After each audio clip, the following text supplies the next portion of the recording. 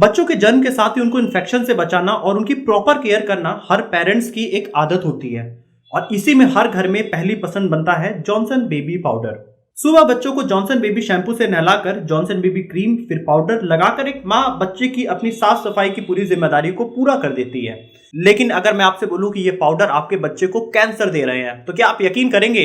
Reports तो कुछ ऐसा ही कहा करती है कि Johnson and Johnson baby product use करके सिर्फ यूएस में 40,000 से ज्यादा लोगों को कैंसर हो गया और इसके साथ ही पूरी दुनिया में बहुत सारे क्लेम्स हुए हैं कि जॉनसन एंड जॉनसन बेबी का प्रोडक्ट यूज करने से लोगों को ओवरी या फिर लंग कैंसर हुआ है। ये सिर्फ फैक्ट्स नहीं है, कंपनी को ये चीजें इतने अच्छे से पता है कि 2023 से कंपनी अपने सारे प्रोडक्ट को मार्केट से बदलने वाली है। इसके अलावा यूएस और कनाडा में पहले ही इनके प्रोडक्ट बैन हो चुके हैं, लेकिन आज भी इंडिया में करीब 2/3 लोग जॉनसन एंड जॉनसन के ही प्रोडक्ट यूज किया करते हैं अपने बच्चों के लिए। तो अगर अगली बार आप घर में अपने रखा हुआ जॉनसन बेबी पाउडर यूज करने वाले हैं तो उससे पहले आप एक बार ये वीडियो जरूर देख लीजिए, जो कि आपके हेल्थ में काफी कम आएगी। और वैसे हमारा ये बिजनेस चैनल है तो इस वीडियो में कई सारी बिजनेस लेसन मिलेंगे आपको जॉनसन एंड जॉनसन के केस स्टडी में। तो आइए दोस्तों शुरू करते हैं।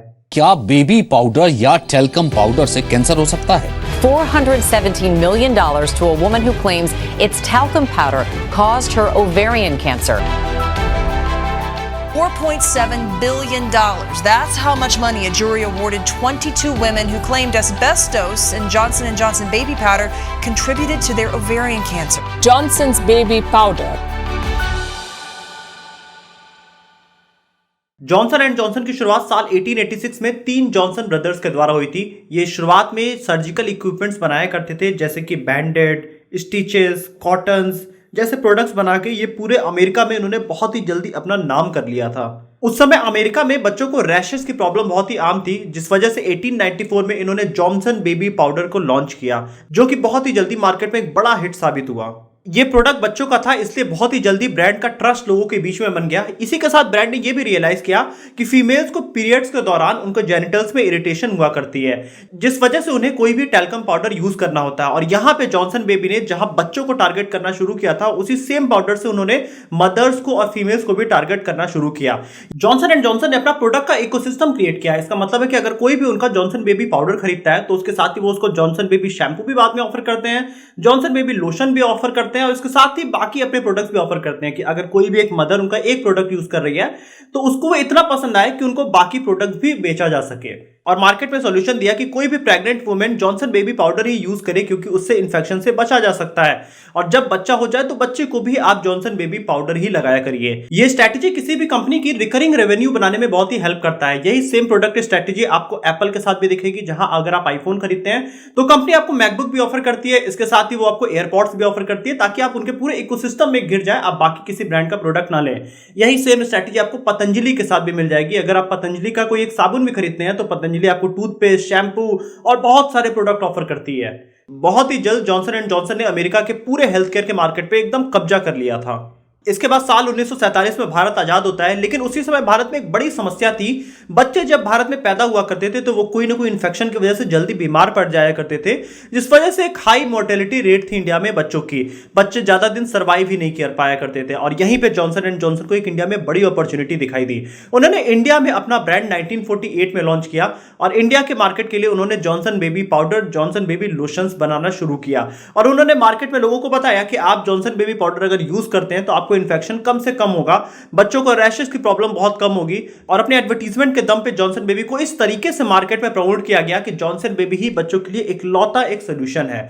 ये इंडिया के मार्केट में एक फर्स्ट मूवर की तरह आए थे और ये बच्चों के मार्केट को टारगेट कर रहे थे, जिस वजह से लोगों का इंडिया में ट्रस्ट इन पे काफी ज्यादा बढ़ गया क्योंकि जितने भी मिडिल क्लास थे उन्होंने जॉनसन बेबी ही यूज करना शुरू किया और बहुत ही जल्द इसका मार्केट में करीब 75% मार्केट शेयर हो गया।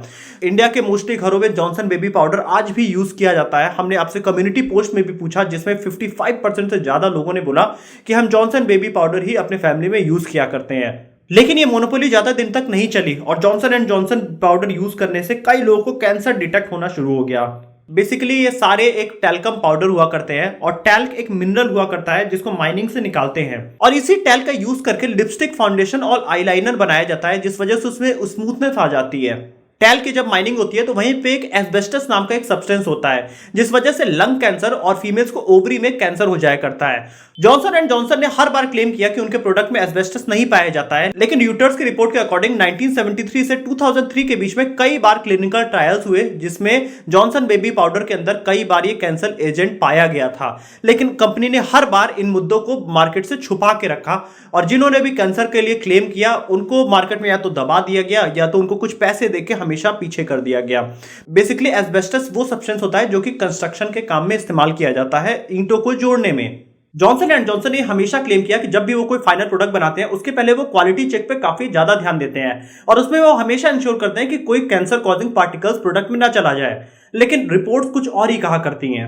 रिपोर्ट्स का ऐसा कहना है कि जिन माइन से टैल्क निकाला गया था जॉनसन एंड जॉनसन का प्रोडक्ट बनाने के लिए, उस माइंस में एस्बेस्टस जैसे प्रोडक्ट मिले हैं जो कि कैंसर कॉजिंग एजेंट है। इसके साथ ही 2019 में जब एफडीए ने इनके प्रोडक्ट्स की जांच की तो इनके करीब 33,000 सैंपल्स में एस्बेस्टस के पार्टिकल्स पाए गए। इसका मतलब वो कैंसर कॉजिंग एजेंट थे। इसके साथ ही 22 महिलाओं ने मिसूरी कोर्ट्स में लॉसूट फाइल किया था जॉनसन एंड जॉनसन के खिलाफ कि उनके प्रोडक्ट की वजह से उनको ओवेरियन कैंसर हुआ, जिस वजह से जॉनसन एंड जॉनसन को करीब $4.7 बिलियन कंपनसेशन के तौर पे उन लोगों को देना पड़ा था।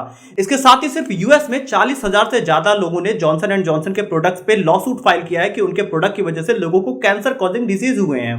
यहां जॉनसन एंड जॉनसन ने अपने ऊपर हजारों कोर्ट केसेस से डील करने के लिए एक टेक्सास 2 स्टेप बैंक्रप्सी स्ट्रेटजी बनाई। इसमें यह था कि उन्होंने एक नई कंपनी रजिस्टर किया जिसका नाम था LTL मैनेजमेंट LLC, जो कि इन्होंने टेक्सास में रजिस्टर किया था। अब उस कंपनी पे इन्होंने वो सारे लॉ केसेस ट्रांसफर कर दिए और बीच में एसेट्स दोनों कंपनी के बिल्कुल अलग थे, मतलब जॉनसन एंड जॉनसन के जो भी पैसे हैं वो दूसरे कंपनी में नहीं जाएंगे। और उसके बाद इन्होंने LTL मैनेजमेंट को पूरी तरीके से बैंकरप्ट घोषित कर दिया और इस तरीके से जॉनसन एंड जॉनसन जिनको हजारों लोगों को कंपेंसेशन देना था उन सब से जॉनसन एंड जॉनसन तुरंत बच गई। और जब रॉयटर्स नाम की न्यूज एजेंसी ने इनको एक्सपोज करने की कोशिश किया तो इन्होंने कोर्ट के थ्रू उन सभी रिपोर्ट्स को दबाने की बार बार कोशिश किया। अब जॉनसन एंड जॉनसन के ऊपर पूरे दुनिया में कई सारे क्लेम्स लग गए, जिस वजह से उन्होंने डिसाइड किया कि अपने इस टैल्क बेस्ड पाउडर को मार्केट से हटाते हैं और एक नया प्रोडक्ट लेके आएंगे। और 2023 तक उनका टारगेट है कि वो ये सारे अपने प्रोडक्ट बंद कर देंगे, जहां यूएस और कनाडा में उन्होंने पहले ही बंद कर दिया है, जहां पे पॉलिसीज काफी ज्यादा हार्ड थी। लेकिन इंडिया जैसा जो मार्केट है वहां पे इन्होंने अभी अपने प्रोडक्ट को नहीं हटाया है। इनकी कोशिश है कि जितने भी इनके मैन्युफैक्चर्ड प्रोडक्ट रखे हैं उसको इंडिया, बांग्लादेश, श्रीलंका, पाकिस्तान, नेपाल जैसे कंट्रीज में जहां पे अवेयरनेस लोगों काफी ज्यादा कम है उन जगह पे इन प्रोडक्ट्स का यूज कर लिया जाए ताकि कंपनी को लॉसेस थोड़े भी ना हो। अभी आज के टाइम में स्टार्च बेस्ड प्रोडक्ट बच्चों के मार्केट में काफी ज्यादा पॉपुलर हैं, जिसको मामा अर्थ, हिमालय, इसके साथ ही फॉरेस्ट एसेंशियल जैसी कंपनीज भी अपने प्रोडक्ट में बेच रही हैं। तो अब यहां पे जॉनसन एंड जॉनसन ने टैग बेस्ड पाउडर को हटा के उसको पूरी तरीके से कॉर्न स्टार्च बेस्ड पाउडर करके लॉन्च कर दिया है मार्केट में। और ये पूरी तरीके से कंपनी की एक रीब्रांडिंग स्ट्रेटजी है। इसका मतलब है कि जितने भी क्लेम्स उनके पुराने प्रोडक्ट पे लगे थे, नया प्रोडक्ट लाते ही वो सारे क्लेम्स हट जाएंगे। और यही चीज आप देखेंगे कि हमेशा कंपनीज रीब्रांडिंग में किया करती हैं। आप पॉलिटिक्स में भी ये प्रोसेस बहुत ज्यादा देखा करेंगे। जब भी कहीं करप्शन बहुत ज्यादा हो जाता है तो पॉलिटिकल पार्टीज वहां के सीएम और मिनिस्टर्स को तुरंत बदल के नए मिनिस्टर्स को ला दिया करती हैं, जिस वजह से जो सारे क्लेम्स थे उनके ऊपर, जितने करप्शन थे, वो सारे लोग भूल जाते हैं और नया प्रोडक्ट सामने आ जाता है, नया मिनिस्टर सामने आ जाता है। ये हमेशा मार्केटिंग में तरीके यूज किए जाते हैं। जॉनसन एंड जॉनसन का आज रेवेन्यू करीब $93 बिलियन से ज्यादा है और इस कंपनी में करीब 1,40,000 से ज्यादा एम्प्लॉइज काम करते हैं। तो इतनी बड़ी कंपनीज बिना वैल्यू के बनाना पॉसिबल नहीं है। 1943 में अपना आईपीओ लाने से पहले कंपनी ने अपनी कुछ एथिक्स और अपनी पॉलिसीज बनाई थी, जिसका नाम इन्होंने दिया था कंपनी क्रीडो। इसका यह मतलब था कि हम जिन एथिक्स को फॉलो कर रहे थे पिछले 60 सालों में और 1945 के बाद भी हम वही एथिक्स और वैल्यूज फॉलो करेंगे अपने कस्टमर के लिए। वो एथिक्स और वैल्यूज कुछ ऐसे थी कि जो भी इनका प्रोडक्ट परचेस करता है उसकी नीड और वेलबींग इनका सबसे प्राइम फोकस होगा। इसके साथ ही वो हमेशा हाई स्टैंडर्ड प्रोडक्ट बनाएंगे। वो हमेशा अपने कॉस्ट को लो मेंटेन करने की कोशिश किया करेंगे, जिससे इनका प्रोडक्ट हमेशा लोगों में अफोर्डेबल बना रहे और वो हमेशा फेयर प्रॉफिट कमाएंगे। लेकिन कुछ सालों तक कंपनी ने अपने इन वैल्यूज पे जरूर फोकस किया था, जहां पे 1982 में 7 लोगों की डेथ हो गई थी इनके टाइलॉन नाम के एक प्रोडक्ट को यूज करने की वजह से। इसके बाद इमीडिएटली इन्होंने अपने 3 करोड़ से ज्यादा प्रोडक्ट पूरी दुनिया से वापस ले लिए थे और उसके बाद इसी प्रोडक्ट को रीब्रांड करके इन्होंने नए इसमें फॉर्मुलेशंस बना के इसको टाइलियन नाम के एक फिर से नए प्रोडक्ट की तरह से लॉन्च किया गया था, जिसमें वो सारे हार्मफुल केमिकल्स हटा लिए गए थे। तो ये अपने कोर एंड वैल्यूज से कंपनी कभी जुड़ा करती थी, लेकिन जैसे जैसे पीरियड चेंज होता है कंपनीज को अपना कल्चर बचाए रखना बड़ा ही मुश्किल हो जाता है। इसके बारे में हमने बात किया था अमन ततरवाल और फिजिक्स वाले के वीडियो में भी कि कंपनी कल्चर आप कैसे मेंटेन कर सकते हैं। तो दोस्तों इस वीडियो को आपको ज्यादा से ज्यादा लोगों तक शेयर करना है, क्योंकि इंडिया में आज भी 50% से ज्यादा लोग जॉनसन एंड जॉनसन बेबी का पाउडर यूज किया करते हैं, जो कि उनके बच्चों की हेल्थ के लिए बिल्कुल भी नहीं ठीक है। तो अगर आप इस वीडियो को शेयर करेंगे तो लोगों में अवेयरनेस इंडिया के ज्यादा से ज्यादा बढ़ती जाएगी। वीडियो अच्छी लगी तो वीडियो को जरूर लाइक करिएगा, चैनल को सब्सक्राइब करिएगा और बेल आइकन भी प्रेस करिएगा।